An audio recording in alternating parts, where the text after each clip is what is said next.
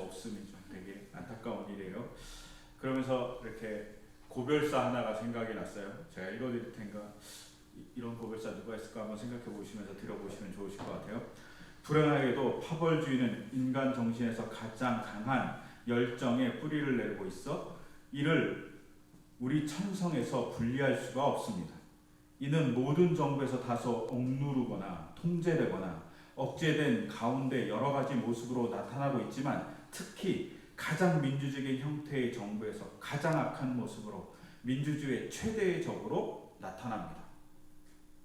어떤 한 사람이 자기의 임기를 마치면서 고벌사하면서 파벌주의가 민주주의의 최대의 적이라고 얘기했습니다. 누구 같으세요? 누구 같으세요? 이게 없어져야 된다. 막 이렇게 얘기했습니다. 힌트는 200년 전의 사람입니다. 이 사람은 조지 워싱턴이에요. 조지 워싱턴이 자기의 마지막 대통령 연설 고별을 하면서 파별을 금해야 된다라고 얘기합니다. 그래서 그 다음 문장이 뭐라고 얘기하냐면 파벌이 서로 번갈아 권력을 잡는 것은 그 자체가 무서운 독재이며 파벌 간의 반목에 자랑스럽게 수만되는 복수심으로 인해 그 반목이 더욱 첨예해져 여러 시대와 국가에서 끔찍한 일을 자행해 왔습니다. 파벌을 벌려서 막 서로 이렇게 한 번씩 교대를 갔잖아요. 그게 독재라고 조지 워싱턴이 얘기합니다. 조지 워싱턴이 대통령을 2번 했어요. 그래서 1대 2대 하신 거죠. 그리고 사람들이 뭐라고 얘기하냐면 대통령으로 종신해달라고 부탁합니다. 우리 대통령으로서 종신해주세요. 그때 조지 워싱턴이 거절합니다. 그리고 거절하고 나서 한 고별사가 바로 이 고별사예요. 문장은 되게 긴데요. 여기에 유명한 말, 파벌주의가 독재입니다 라고 얘기한 겁니다. 그래서 파벌, 사람이 막 편가르는 일이 인간의 천성이라고 자기가 이렇게 해보니까 천성 같다. 근데 이것이 민주주의의 가장 큰 적이다 라고 얘기하면서 제발 이것만은 해주지 말아주세요 라고 얘기한 것이 조지 워싱턴이 마지막 고별사에 얘기하는 거예요. 근데 조지 워싱턴이 위대한 건 사실은 조지 워싱턴은 군주같이 나라를 다스렸어요. 그래서 하급 사람이 오면 악수도 안 했다고 그래요. 이렇게 만지는 거 되게 싫어했다고 그래요. 그런데 워싱턴이 자기가 민주주의를 이루기 위해서 자기 군왕이 아니라고 종신하지 않겠다. 나는 나의 임기를 끝마치고 그냥 사임한다고 얘기했어요. 그러면서 민주주의를 만들어가는 기틀을 마련했다라는 평가를 받아요. 그러면서 이 파벌주의를 막아달라는 이 고별사가 명연설로 계속 내려오고 있죠. 그래서 미국 사람들이 맨날 보는 연설문 몇 개 있잖아요. 이렇게 케네디 연설문, 링컨 연설문, 조지 워싱턴 연설문을 이렇게 맨날 보고 학습하죠. 우리는 이러잖아요. 독립선언서 뭐 이런 거 보면서 맨날 이렇게 얘기하잖아요. 그와 마찬가지로 고별사를 그렇게 아니면 취임사를 그렇게 같이 나누는 것이 미국의 전통이라고 그래요. 이렇게 영광스러운 고별사잖아요. 그러니까 사람들이 계속 이렇게 이 고별사를 주의 있게 보는 거죠. 근데 오늘 읽었던 사무엘상 12장에 고별사가 나와요. 사무엘의 고별사입니다. 근데 이 고별사는 약간 슬픕니다. 왜냐하면 사무엘이 시대가 바뀌는 자리에 있어요. 조지 워싱턴은 자신이 시대를 바꾼 사람이라면 군주제에서 대통령제로 바꾸는 그리고 민주주의로 바꾸는 그 앞에 있는 선봉에 서서 멋있게 고별사를 한다면 사무엘은 자기가 사사시대를 마무리하고 왕정시대 때는 끝에 있는 사람이에요. 즉 이 말은 사사시대의 실패자로 남은 거예요. 사무엘이 실패자로 남다 이상하지 않습니까? 근데 사무엘의 그 자기가 얘기했던 12장의 첫 부분 소설 3절을 보면 이렇게 얘기해요. 사람들한테 뭐라고 얘기하냐면 내가 누구의 소를 빼앗은 일이 있습니까? 내가 누구의 나귀를 빼앗은 일이 있습니까? 내가 누구를 속인 일이 있습니까? 누구를 억압한 일이 있습니까? 내가 누구한테 뇌물을 받고 눈 감아준 일이 있습니까? 사무엘이 이렇게 얘기해요. 백성들한테 너무 서운한 것 같은 느낌이 들죠. 내가 그런 적이 없는데 왜 사사를 그만두고 왕을 달라고 하나님께 요구하냐. 그러면서 백성들에게 약간 서운한 빛을 비치죠. 하지만 이 사무엘의 이 빛은 뭐 사무엘에겐 정당할 수 있지만 하지만 사무엘에겐 잘못이 몇 가지 있어요. 그 중에 첫 번째 잘못은 아들이에요. 사무엘서 8장을 잘 읽어보면 뭐라고 되어 있냐면 사무엘이 사사직을 아들에게 물려줍니다. 아들이 사사가 된 거예요. 근데 사사기 전체를 읽고 사무엘서를 전체를 읽어봐도 사사는 대물림하는 직업이 아니에요. 사사는 하나님이 선택해서 사사가 되는 거죠. 근데 사무엘은 자기의 사사직을 아들에게 대물려줘요. 이 비슷한 잘못을 한 사람이 또 하나 있죠. 사무엘의 스승인 엘리 제사장. 자기의 사사직과 같은 그 능력의 재판의 능력을 아들에게 주면서 대단히 문란한, 대단히 잘못된 재판을 하는, 그리고 정말 수치스러운 제사를 드린 일들을 발생하게 만들었어요. 이것이 바로 사무엘의, 엘리의 잘못인 거죠. 심지어 사무엘의 아들들은 돈을 너무 좋아해서 8장에 그렇게 돼 있어요. 돈에 눈이 멀어서 재판을 바꿨다. 뇌물을 받아서 재판을 자기가 마음대로 처리했다고 돼 있어요. 그래서 백성들이 원성이 많았다고. 이렇게 보면 사실은 사무엘이 자기 집안을 대표하는 자로서 뇌물을 받았죠. 재판을 잘못했으니 누군가의 소를 빼앗을 수도 있고 나귀를 빼앗을 수도 있고 누구를 속인 일도 돼요. 근데 사무엘이 이것에 대한 반성을 하지 않아요. 서운하다. 그러니까 사사시대가 마무리되는 거죠. 그러니까 사사시대가 끝날 수밖에 없는 거죠. 사무엘의 수준이 이렇게 떨어져 있는 거죠. 정말 아픈 고별사예요. 그럼에도 불구하고 성경은 이것을 그대로 기억해놔요. 사무엘에 이렇게 수치스러운 일이 있다고 이렇게 기록되어 있지만 그럼에도 불구하고 이 수치스러운 사무엘에게 있어서 꼭 백성들에게 해주고 싶었던 말이 있었던 거죠. 그건 뭐냐면 우상을 섬기지 말라는 거예요. 근데 우상을 섬기지 말라는 말을 뭐라고 얘기했냐면 오늘 읽었던 본문을 보시면 21절에 뭐라고 되어 있냐면 우상에게 반하여라고 되어 있어요. 우상에게 반하지 말라는 거예요. 홀딱 빠져서 우상을 따라가지 말라고 얘기하는 거예요. 우리가 개역 개정에는 그냥 우상을 섬기지 말라 이 정도로 되어 있어요. 하지만 새 번역은 반하여라고 되어 있어요. 사실은 이 새 번역의 번역이 조금 더 맞는 번역일 거예요. 왜냐하면 히브리어에서 뒤를 쫓다라는 의미로 써 있어요. 우상을 뒤를 쫓다는데 우상을 뒤로 쫓는 게 아니라 헛된 것을 뒤를 쫓다라고 되어 있어요. 그리고 우상을 섬기지 말라고 되어 있지 않고 뭐라고 되어 있냐면 하나님의 길에서 벗어나지 마라. 그러니까 원래 정확한 번역이에요. 그러니까 21절에 뭐라고 되어 있냐면 도움도 주지 못하고 구원도 못하는 쓸데없는 걸 반하여 그걸 다른 일이 없도록 하십시오라는 말은 그냥 우리말로 좀 번역한 거고 사실은 뭐라고 되어 있냐면 어떤 길에서 벗어나지 마십시오. 벗어나는 이유는 뭐냐면 헛된 것에서 반하기 때문입니다. 하나님의 길에서 벗어나지 마십시오. 우상에게 반하면 안 됩니다. 이렇게 얘기하는 거예요. 우상은 헛된 것이라고 표현되어 있어요.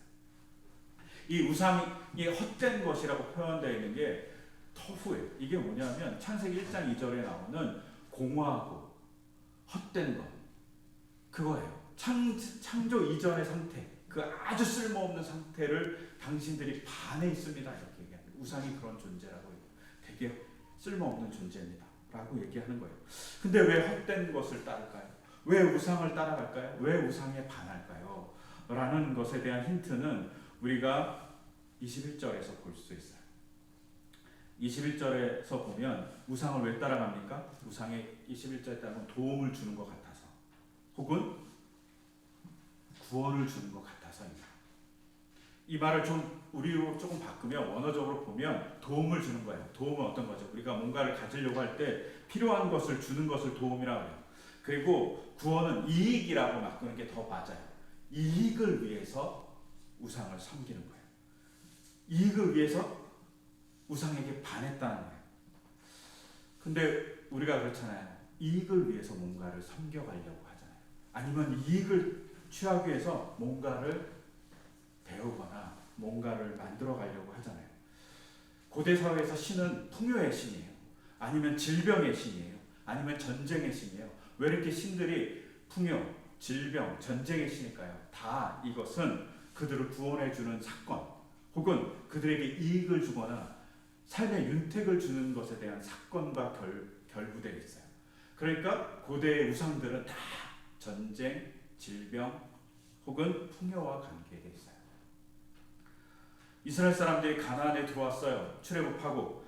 근데 그들이 보기에 우상을 섬기는 사람들이 갖고 있는 모습은 풍요를 따라가고 질병에서 벗어나고 무슨 전쟁에서 승리하고 이런 것들에 대한 것을 요구하는 신들을 보기 시작한 거죠. 그리고 자기들도 그런 소망을 꿈꾸죠. 풍요, 그리고 전쟁에 이기는 것, 질병에 걸리지 않는 것, 뭐 이런 것들을 바라는 거죠. 사실은 하나님이 이것을 주지 않겠다고 얘기하고 하나님 안에서 이것을 공동체가 해결할 수 있는 말씀을 주셨음에도 불구하고 이들은 풍요의 신을 섬기게 되고 전쟁의 신을 섬기게 되고 혹은 질병으로부터의 신을 섬기게 되는 거죠. 풍요를 받기 위해서 사람들이 어떻게 할까요? 그 대표적인 케이스는 바로 사무엘의 아들들이에요. 풍요를 갖고 싶으니까 뭘 하죠? 돈을 사랑해서 돈을 받고 재판을 잘못 처리하는 거예요. 풍요로운 삶을 자기가 누리고 싶기 때문에 풍요에 반해버린 거예요. 여러분 여기에 중요했어요. 우상은 그냥 우상을 섬기는 게 아니라 우리가 뭔가에 반했기 때문에 섬기는 거예요. 우리가 뭔가에 반했어요. 풍요에 반한 사람은 풍요의 신을 섬기고 질병으로부터 벗어나고자 하는 사람은 질병의 신을 섬기게 돼 있어요. 전쟁에 승리하고 싶은 사람은 전쟁의 신을 섬기는 거죠. 자꾸 자기가 뭔가에 반하는 거 하나님을 보지 않고 딴 것을 바라보기 시작할 때 우리는 그것에 반하고 그것을 통해서 우상을 만들어내고 그것을 통해서 우상이 우리를 지배하게 되죠. 제가 몇 달 전에 노만가리의 하늘의 뿌리라는 소설을 읽었어요.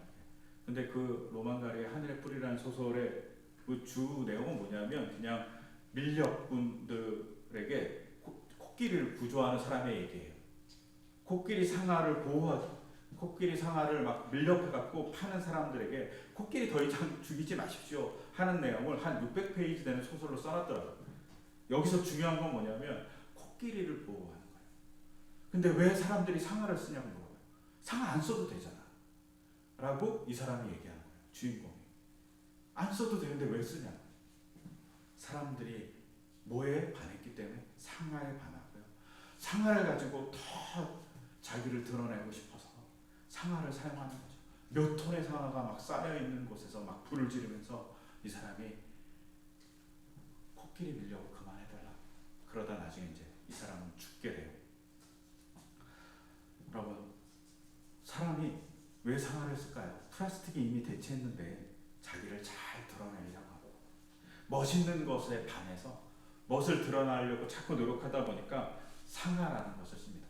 별로 차이 없죠. 저는 구별도 잘 못하는데 근데 상아라는 것을 자랑하면서 자기의 멋짐을 자랑합니다. 그것에 반했다고 얘기하는 거죠.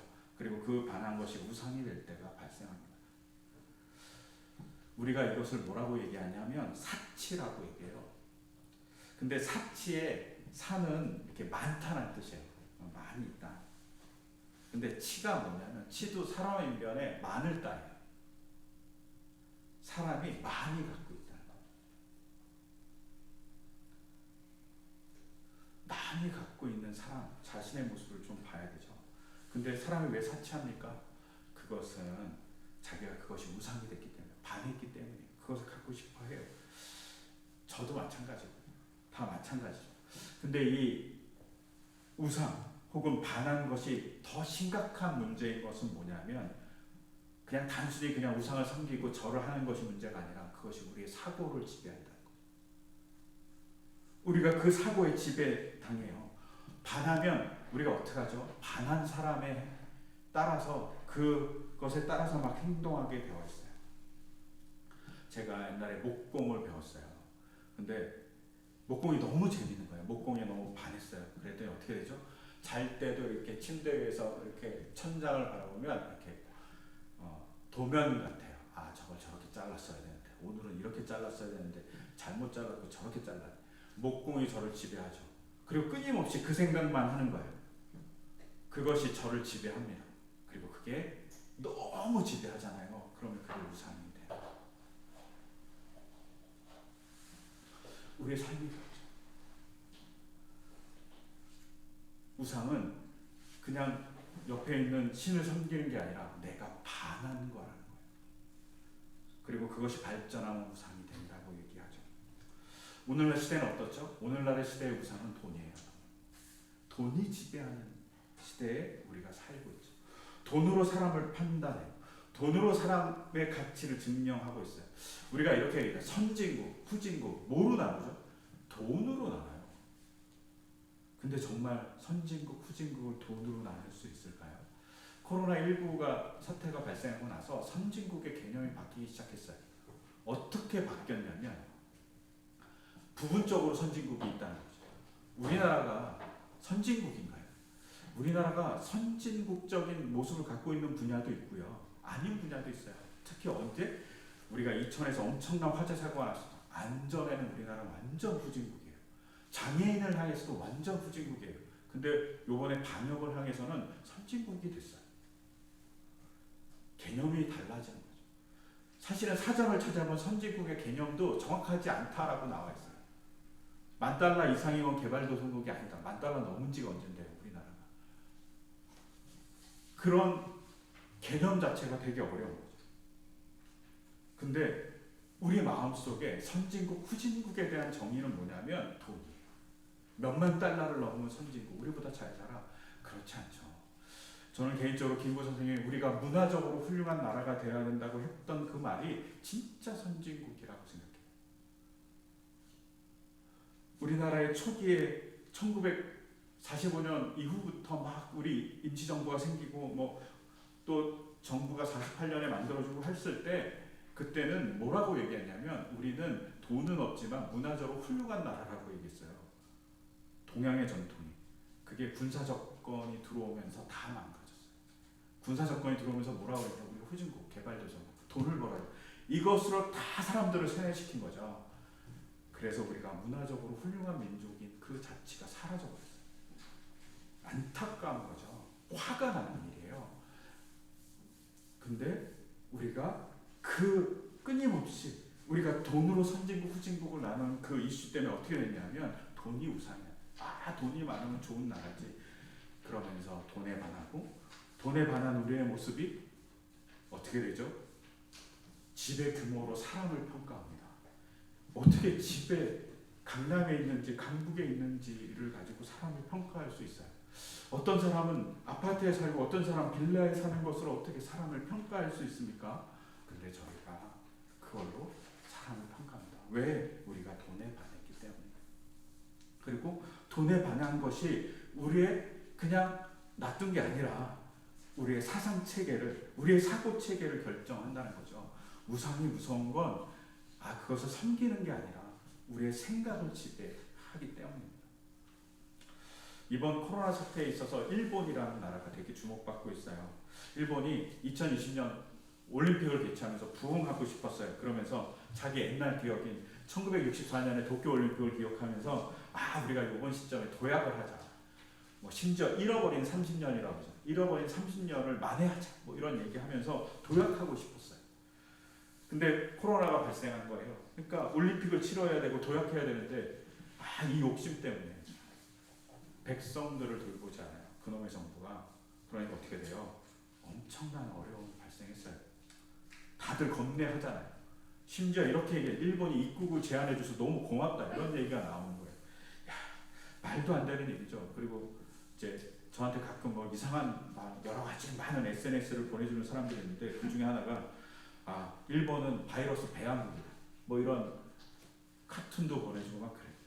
조롱이죠, 조롱. 그런 조롱을 듣는 국가가 된 거죠. 심지어 어떤 사람들은 일본의 그 근면적인 국민성, 깨끗한 국민성, 그것이 잃어버린 30년 동안 상실됐다. 왜? 돈에 치중하다 보니까. 정부가 경제에만 치중하다 보니까 백성을 보지 않았다. 이렇게 얘기하는 거죠. 백성의 생명이 중요하지 않아요. 뭐에 유혹되고 뭐에 반했죠? 번영에 반한 거죠. 일본이라는 사회. 이게 일본만 그럴까? 우리나라에도 있었어요. 40년 전 5월 18일 민주항쟁이 일어났습니다. 대통령 집권을 너무나도 하고 싶은 사람이 대통령에 반해갖고 자기 백성을 죽이는 사건이 발생했어요. 대통령이라는 정권, 대통령이라는 권력이 우상이 되어버렸죠. 이것이 우리가 반해서 사고가 변한 거예요. 사고가 변하니까 사람 죽여도 미안하지 않고 정당한 거죠. 우리가 정당하게 했어 이렇게 얘기하면 말도 안 되는 일이 벌어지는 거죠. 또 과거에 어떤 인물에 대해서 혹해니까 막 5.18 때 그 사건이 북한에서 내려서 그런 일을 했다 이렇게 말도 안 되는 얘기하는 사람 있잖아요. 어떤 사건에 반했기 때문에 그게 우상이 되어버리는 거죠. 또 최근에 돈 때문에 극단적인 사건들이 발생했습니다. 그것이 N번방 성착취입니다. 돈을 막 벌고 싶어요. 그것을 갖고 유흥을 즐기고 싶어요. 그들이 돈과 유흥이 그들에겐 반하는 사건이죠. 그리고 그게 우상이 되죠. 여러분, 이건 극단적인 사건이에요. 근데 우리에게도 있어요. 우리도 그렇잖아요. 우리도 끊임없이 돈이 중요하고 우리도 끊임없이 뭔가를 사람을 평가하는 수단으로서 돈을 사용해요. 또 우리는 사람을 평가하는 수단으로서 뭘 사용하냐면 성공이라는 걸 사용해요. 사실 정말 성공한 게 다 선한 건가요? 성공한 게 다 옳은 건가요? 알 수 없어요. 그런데 그걸 갖고 사람을 평가하죠. 그 성공하기 위해서 끊임없이 옆에서 서포트해준 사람들은 보여지지 않아요. 그것을 평가할 필요가 있죠. 제대로 된 평가의 기준이 없는 거예요. 사람을 바라볼 수 있는 능력이 존재하지 않아요. 저는 개인적으로 우리의 평가의 기준은 예수님의 평가의 기준이어야 된다고 생각해요. 예수님이 이 땅에 오셔갖고 가난하다고 야 너 저리 가 라고 한 적이 없어요. 부자라고 야 너 좋아 라고 해서 부자를 받아들인 적이 없어요. 부자가 나쁜 놈이야 라고 얘기하면서 부자를 내치지도 않아요. 부자를 불쌍히 보죠. 부자 청년이 찾아와서 예수님 영생을 얻으려면 어떻게 합니까? 네 재산을 팔고 나를 따라. 내가 부자를 미워해 이렇게 얘기한 게 아니라 너를 정말 사랑해. 너에게 어려운 문제는 돈이구나. 그러니까 나를 따르려면 좀 돈을 내려놔. 이렇게 얘기하는 거죠. 부자를 미워하지 않아요. 또 어쩌죠? 권력자를 미워하지도 않아요.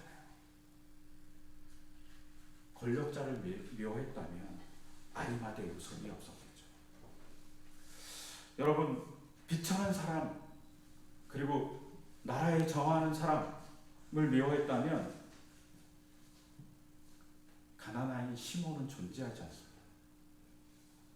예수님의 제자 중에 열심당원이 있었거든요. 그런 사람들을 예수님이 받아주는 거죠. 왜? 예수님은 사람을 보십니다. 뭘 보냐면 믿음을. 근데 믿음이 좋은 사람도 보지만 믿음이 없는 사람도 봐요. 믿음이 없으면 믿음이 있게 해주려고 노력합니다. 네가 믿으라고. 믿음 있는 사람은 칭찬해줍니다. 여러분, 제자들이 믿음 없잖아요. 예수님이 제자들에게 그렇게 적은 믿음이라고. 헬라에서 적다, 히브리어에서 적다는 없다는 거예요. 조금 있는 게 아니라 없다라는 뜻이에요. 믿음이 없는 그들을 제자로 삼는 말일까요? 그리고 그들을 믿음 있게 만들어주는 것이 예수님이에요. 그럼 예수님의 평가 기준은 믿음인데 뭐예요? 하나님을 믿는 사람은 사랑으로, 하나님을 믿지 못하는 사람은, 믿음이 흔들리는 사람은 긍휼함으로 바라본다는 거죠. 이것이 예수님의 평가 기준이에요. 사람을 사랑하는 모습으로 바라보는 것. 우리가 가져야 될 태도죠. 우리가 가져야 될 때는 딱 하나예요. 믿음이 있는 사람은 칭찬해 줌으로, 믿음이 없는 사람은 긍휼함으로 바라보는 거예요. 이게 우리가 가져야 될 자세고 평가 기준이에요. 근데 자꾸 우리가 반하는, 우리가 정말 좋아하는 것들이 우리를 혼돈하게 해요. 저도 그래요. 제가 부목사로 여러 교회에 있었어요. 그리고 많은 행정 일들을 많이 했어요. 근데 그럴 때마다 항상 제가 이렇게 얘기했어요. 뭐라고 얘기해요? 장로 선거 있을 때마다 저는 개인적으로 교회에서 청소하시는 분이 장로 됐으면 좋겠어요. 개인적으로 시장에서 장사하시는 분이 권사 됐으면 좋겠어요. 맨날 이러면서 돌아다녔어요. 근데 정말 못돼 처먹었죠. 저도. 뭐냐면 교회 결정을 할 때 돈 많은 사람, 권력 가진 사람, 이 사람 얘기가 귀에 더 들어와요. 제 평가가 시장에서 일하시는 분의 그 이야기보다 조금 학식 있고 조금 돈 있고 성공했다고 얘기하는 사람에게 더 귀를 여는 거예요. 근데 사실 전체를 두고 보면 그렇지 않거든요. 못 되먹어. 제가 신앙인이고 목사지만 자꾸 세상적인 판단 기준에 자꾸 반해서 쫓아가는 일이 저한테도 존재합니다. 또한 제가 되게 부끄러운 게 있어요. 제가 개인적으로 어머니 기도회를 되게 싫어했어요. 주로 어머니 기도회라는 게 뭐예요? 수요일날 오전에 모여갖고 어머니들이 모여서 막 자기 문제를 막 엄청나게 기도하는 거예요. 혹은 이걸 어떻게 기도하냐면 이렇게 안 믿는 성도들도 데려오려고 하니까 유명 강사들을 데리고 와서 강의를 하고 그걸 듣고 약간 건전가요, 옛날에 얘기하는 건전가요를 부르면서 이렇게 같이 막 서로 대화하고 친해지고 그러면서 기도 제목 나누고 뭐 내가 너희를 위해서 기도해줄게, 안 믿는 사람들을 위해서 기도해주면서 이렇게 같이 막 어울리는 거야. 그러다 이제 성도들을 받아들이고 성공한 교회가 생기고 뭐 이런 것들 때문에 많은 교회에서 어머니 기도회를 많이 했습니다. 저는 이게 너무 죄송하지만 전력상으로 참 악한 마음이 있다라고 생각했어요. 그런데 그래서 별로 안 좋아했어요. 그리고 여성들이 모여갖고 자식을 위해서 막 기도하는 게 다 그런 거예요. 자식이 좋은 대학 가고 뭐 결혼 잘하고 돈 많이 벌고 뭐 이런 대부분 이런 거 써서 내는 게 이제 아픈 기도 제목도 있지만 좀 이렇게 거부감이 드는 거예요. 그런데 하루는 상담을 전공하신 한 집사님이 저한테 이렇게 얘기했어요. 목사님, 여자들이 모여서 집단적으로 창피하지 않으면서 우는 시간이 있는 것도 좋아요. 그 말을 들을 때 엄청 충격이었어요. 어디서 울겠어요? 집에서 울겠어요? 교회에서 예배드리면서 우는 거 너무 대놓고 우니까 힘들잖아요. 근데 어머니 기도회라고 모여서 그냥 우는 거예요. 자기 스트레스 받은 거. 그거 해주면 어떨까요? 그 순간 제가 생각이 바뀌었어요. 울 수도 있지. 욕구의 분출은 두 번째 문제고, 저는 욕구의 분출이라는 그 시각 때문에 진짜 사랑을 못 봤어요. 자식 때문에 괴로워하고 자식 때문에 힘들어하고 남편 때문에 어려워하는 그 여자들이 울 곳이 없는 거예요. 근데 그 울 곳을 만들어주자는 거예요. 그 말이 제가 잘못 생각했구나. 나의 우상은 내 생각이구나. 내가 정말 바르다고 얘기하는 게 바른 게 아니구나 라는 것을 그때 알았어요. 우리는 우상에 쉽게 빠져요. 자기가 반하고 싶은 거에 막 반하니까. 또 반하는 게 있어요. 그게 뭔지 아세요? 자기 연민이에요. 자기 연민에 빠져요. 그래서 끊임없이 자기 연민에 빠져서 나는 뭐 이 모양이야, 이 꼴이야 막 그러면서 자기를 학대하고 사람들한테 보여주죠. 마이크로소프트웨어의 3대 CEO가 있어요. 세 번째 CEO가 인도계 사람인데 시티아 나탈레라는 사람이에요. 이 시티아 나탈레라는 사람이 아들을 낳았어요. 근데 아들이 뇌성마비인 거예요. 그래서 이 사람이 왜 나에게 이런 일이? 라고 질문했어요. 그리고 쌍둥이를 또 낳았어요. 그 중에 쌍둥이 중에 하나가 학습에 문제가 있는 아이가 생긴 거예요.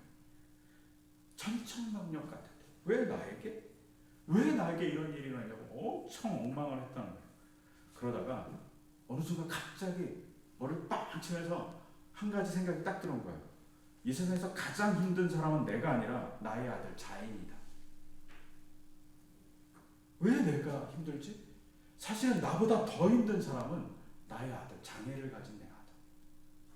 걔가 제일 힘들지.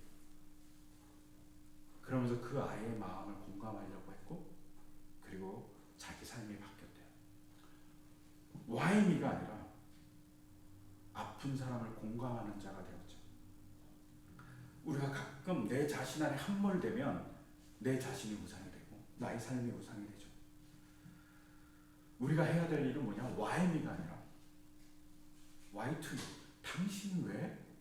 아니면 Why to them 해서 그들은 왜? 아니면 Why to us? 우리는 왜? 라고 확 확장해야만 되는 거죠.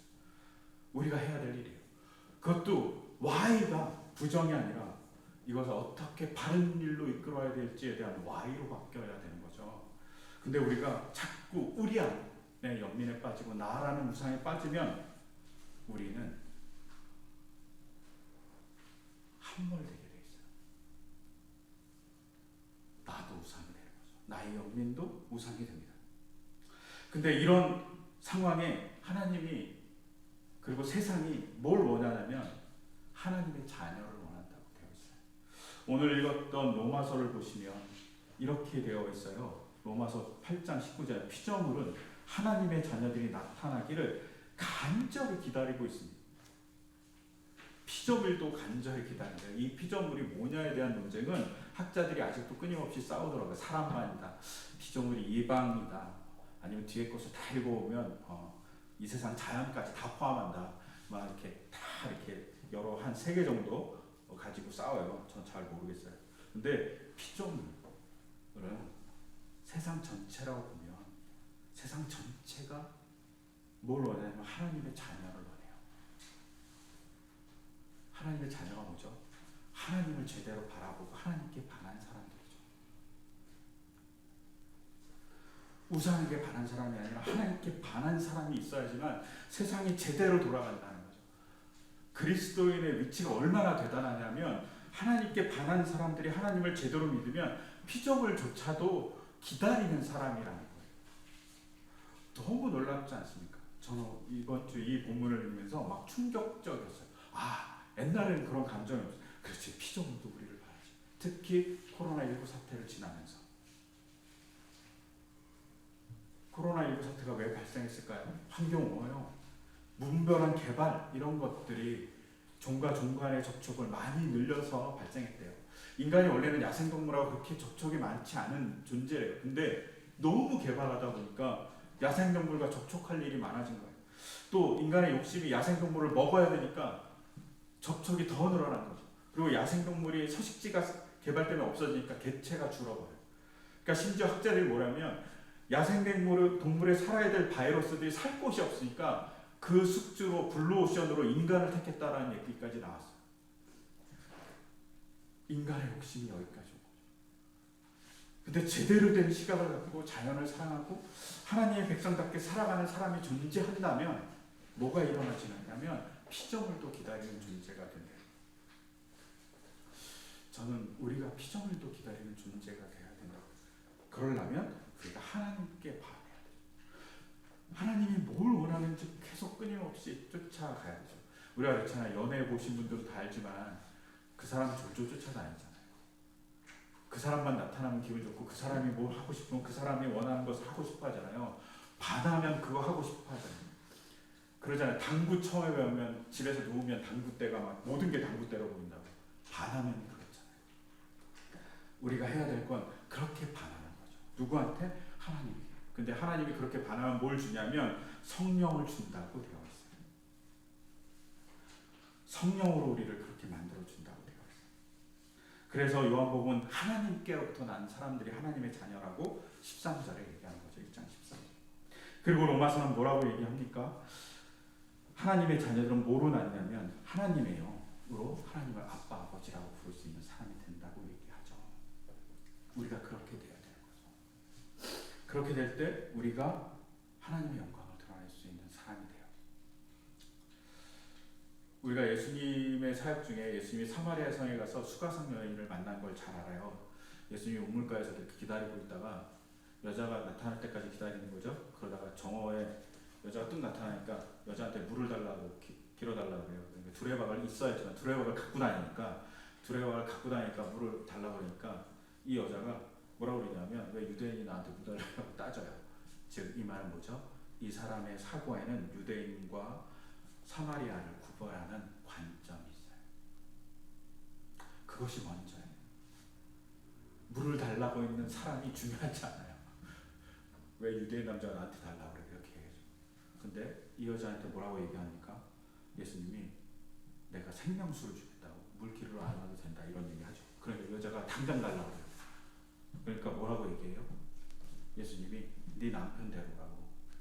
그러니까 남편이 없다고 얘기하죠. 예수님이 이렇게 얘기합니다. 맞다. 너에게 5명의 남편이 있었고 지금도 남편이 있지만 네 남편이 아니다. 라고 얘기해요. 이 여자에게 왜 남편이 5명 있는지는 알 수 없어요. 뭐 이렇게 불량할 수도 있고 아니면 계속 버림받을 수도 있고 정확한 건 몰라요. 그런데 이 여자에게 남편은 생계의 수단이죠. 아니면 삶의 수단이죠. 그러니까 남편은 끊임없이 갈아치우거나 갈아치움을 당하는 거죠. 남편이 우선인 거죠. 남편이 없으면 그 남편이라는 대상이 되지 못한 사람이 없으면 살 수 없는 거예요. 이 여자에게. 근데 예수님을 만나고 변하죠. 자기를 공개적으로 드러내고 사람들한테 그 창피한 거잖아요. 12시에 물을 길을 안 와요. 저녁 때 오지. 근데 창피한 것을 너무 견디기 어려우니까 낮에 혼자 오는 거잖아요. 근데 그것을 다 떨치고 막 가고 사람들한테 내가 메시아를 만났다고 얘기하죠. 삶이 변한 거죠. 누구를 만남을? 예수님을 만남을 통해서 이 여자가 어떻게 변했는지 정확하게 알 수 없어요. 그럼에도 불구하고 이 여자는 예수님을 만나서 예수님에게 반해서 삶이 변합니다. 그리고 그 마을을 구하는 여자가 됩니다. 우리가 해야 될 일은 하나님, 예수님, 성령님을 통해서 변하는 거예요. 제대로 된 그리스도인이 되는 거죠. 그러려면 우리가 하나님께 집중해야 됩니다. 우리가 뭐에게 우리 마음을 뺏기고 있는지 잘 점검해 보셔야만 합니다. 우리가 하고 있는 일에 뺏기고 있는지, 저도 가끔 그러니까요. 우리가 사랑하고 있는 뭔가에 뺏기고 있는지, 우리의 돈이라는 유혹에 뺏기고 있는지 한번 생각해 봐야만 합니다. 그때 우리가 제대로 된 사람이 되고 피조물조차 기대하는 그리스도인이 될 수 있습니다. 우리가 그런 존재라는 걸 자각했으면 좋겠어요. 피조물조차 기다리는 하나님의 자녀라고. 그러기 위해서는 우리가 헛된 것을 따라가지 말아야 됩니다. 우리가 헛된 것이 무엇인지 잘 모르지만 성경에 많이 나와 있잖아요. 그 헛된 것을 따라가지 않도록 끊임없이 말씀으로 우리가 정화되는 우리의 삶이 되기를 바라고요. 그렇게 될 수 있도록 끊임없이 우리 같이 기도하고 서로 독려하고 서로 예배할 수 있었으면 좋겠습니다.